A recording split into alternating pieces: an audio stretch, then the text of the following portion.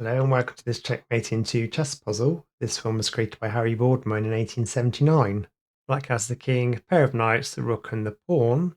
White has the king, pair of knights, 4 pawns, bishop, rook and queen. It's White's turn. Can you see the checkmate in 2?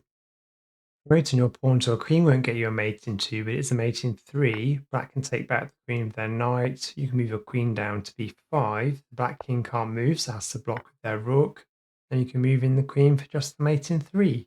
Moving your queen to b5 is only a mate in 3 unless black blocks with their rook. So then you can move your queen down to e2 to get the checkmate in 2.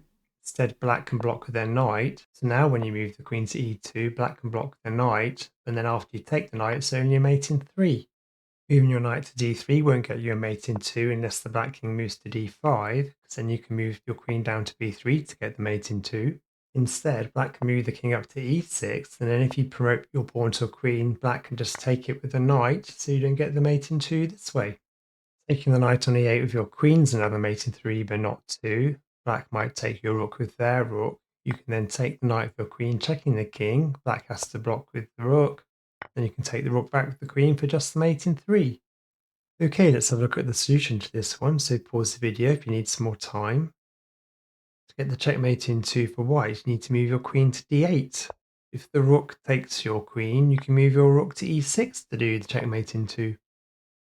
If black decides to take your rook with their rook, you can move your queen down to d4 to do the checkmate. If black decides to move their knight to f5, you can move your knight to f7 to do the checkmate. If black moves their knight to c6, you can move your queen to g5 to do the checkmate in 2. That's the end of this one. Please like and subscribe, and I'll see you next time.